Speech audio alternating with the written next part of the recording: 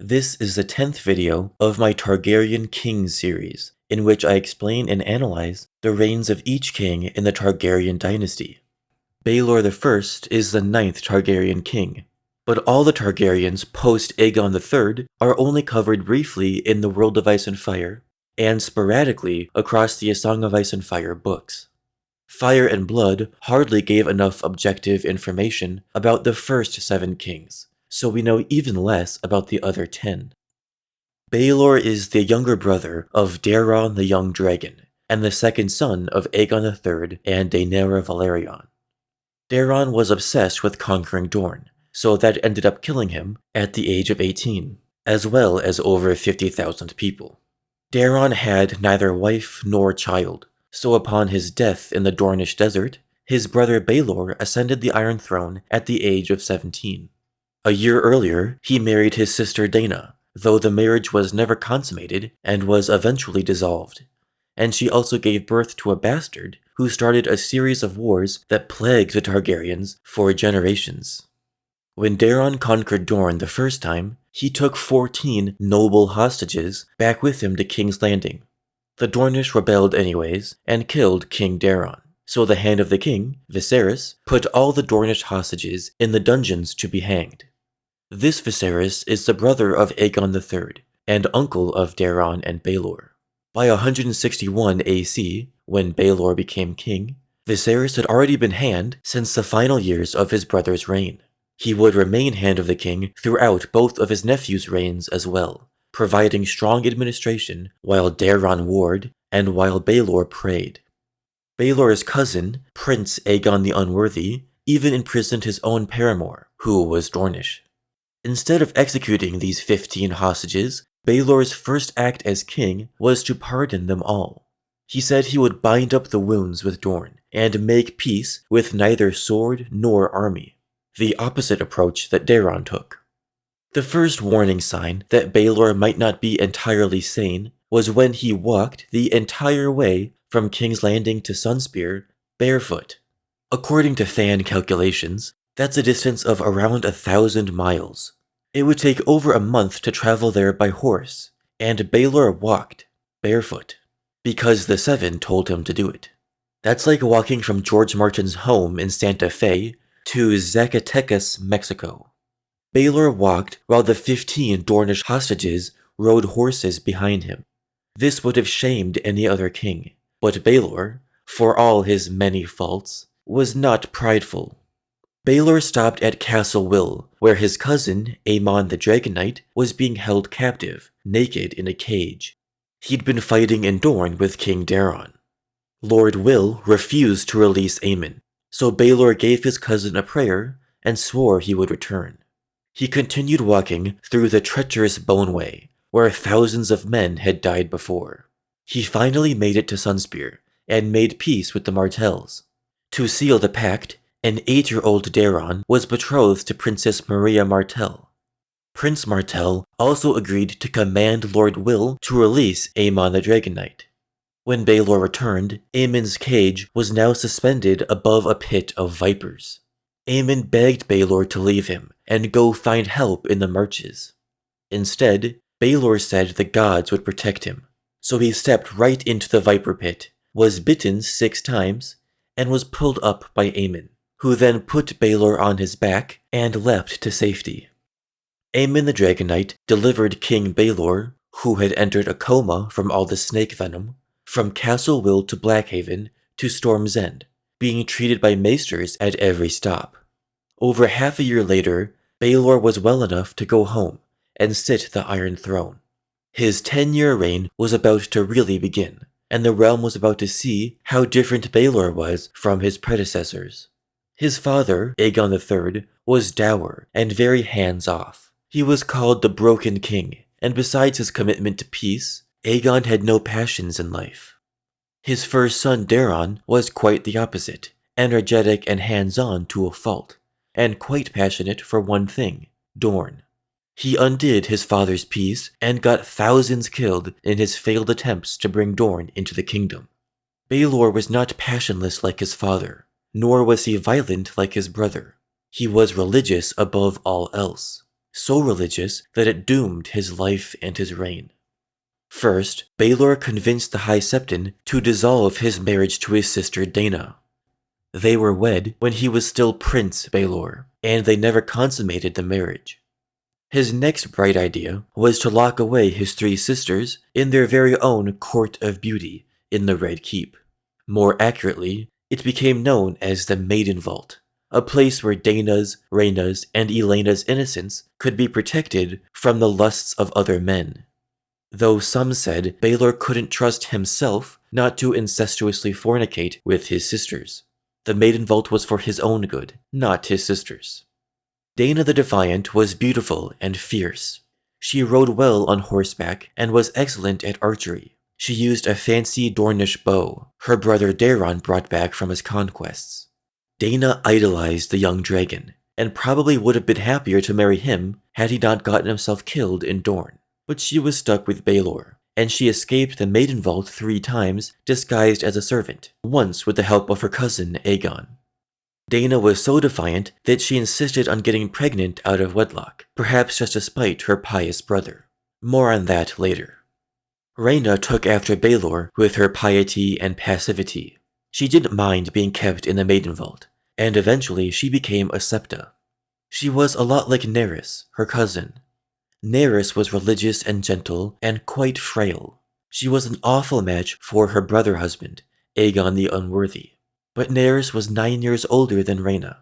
Circumstances, or her father, Viserys, forced her to wed Aegon and eventually die in childbirth. Nerys would have loved to become a septa like her cousin Rhaena, but Baelor was not king when she married Aegon, and thus he had no power to save her from a life that ended up killing her. Elena was Baelor's youngest sister. She took after Dana and was rowdy and willful. She hated being locked away in the Maiden Vault. She thought that if she chopped off her hair, it would make her less beautiful, and therefore less likely to entice a man to lust for her.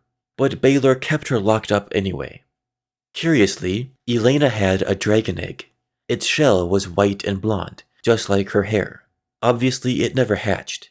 I'll discuss the rest of Elena's adventurous life in the next videos of this series. The small folk learned to love Baelor. He emptied the royal treasury for his acts of charity, and one year he gave a loaf of bread to every citizen of King's Landing every day.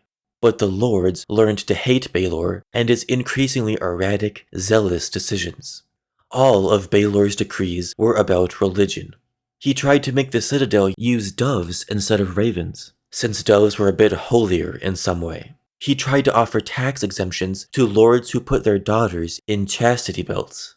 Baelor made prostitution illegal, which was very bad for business and bad for morale. More than 1,000 sex workers and their children were exiled from King's Landing.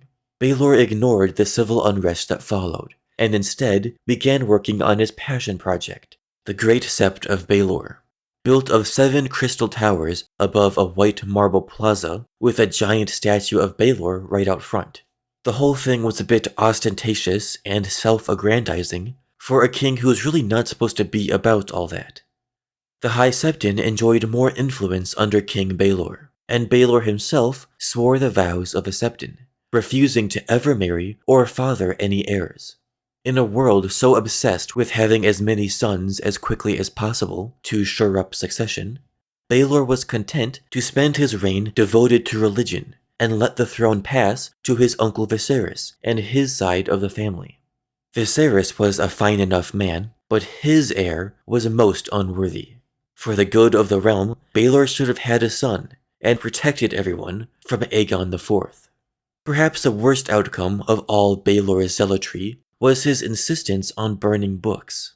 Any text containing scandalous content or research about magic and the higher mysteries was put in the fires.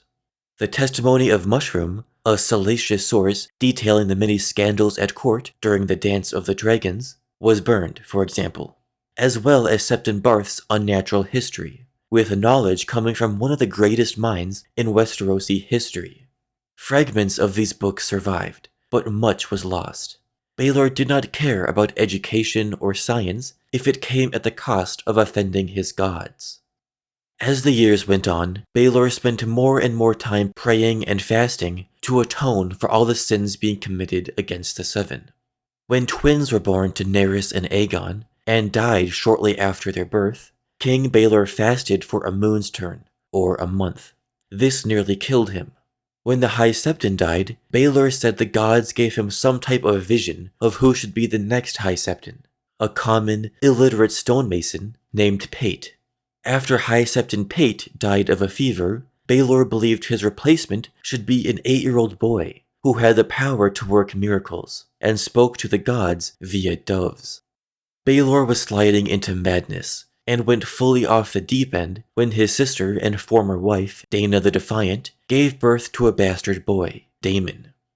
Baelor started to drink nothing but water and ate nothing but a tiny amount of bread to stop his stomach from aching. After 40 days, this time the fasting killed him. He was found collapsed on the floor near the altar of the Mother. Thus the Septon King died at the age of 27, after a 10-year-long reign.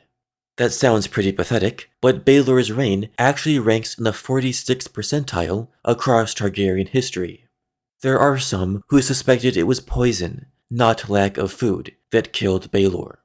His uncle Viserys had essentially been running the realm as Hand for decades.